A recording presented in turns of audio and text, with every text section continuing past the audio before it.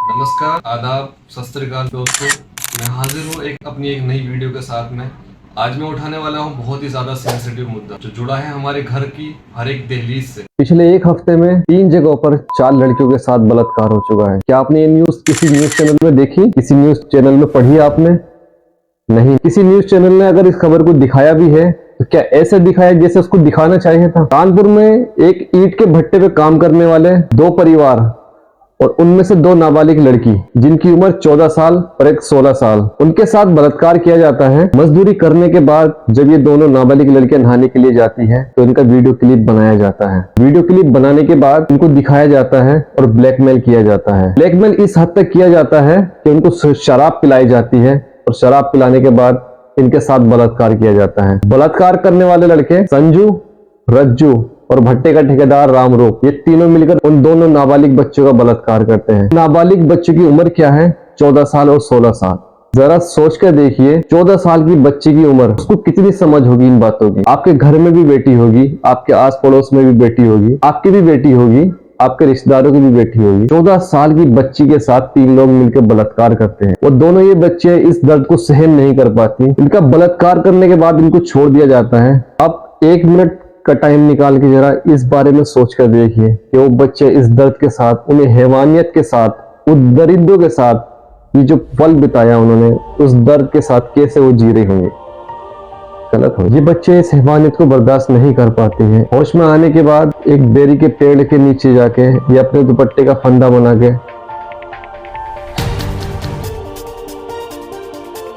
वो बच्चे अपने दुपट्टे का फंदा लगा के बेरी के पेड़ से लटक जाती हैं और आत्महत्या कर लेती है। जब इस बात का उनके घर पे पता चलता है तो कोहराम मच जाता है। उनका बाप पुलिस स्टेशन में कंप्लेन करता है। पुलिस उन तीनों को अगले ही दिन पकड़ लेती है, लेकिन भट्टे का मालिक उन बच्चों के बाप पर दबाव डालता है फैसला करने का। जब वो फैसला वापस नहीं लेते तो भट्टे के मालिक की बीवी उनके घर पे आ धमकती है और उनको धमकी देती है। तो बेचारा बाप ये सब सहन नहीं कर पाता। अगले दिन वो भी फांसी लगाकर आत्महत्या कर लेता है। कौन जिम्मेदार है इन 3 मौत का जो ये घर उजड़ गया आज? वो तीनों जिन्होंने बलात्कार किया या हमारा सड़ा हुआ समाज?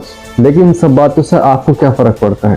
आपके धर्म की थोड़ी थी, ना आपकी जात की थी और ना ही आपकी बिरादरी की थी, ना आपकी रिश्तेदार थी, ना आपकी बेटी थी और ना ही आपकी पड़ोसी। वो थी तो बस किसी गरीब की बेटी। लेकिन आपको इससे क्या फर्क पड़ता है? आपको तो फर्क पड़ता है कि आज टमाटर 50 रुपए किलो महंगा हो गया। आपको फर्क पड़ता है आज प्याज 100 रुपए किलो महंगी हो गई, आज सिलेंडर का रेट 1200 रुपए हो गया। इन सब चीजों से आपको फर्क पड़ता है।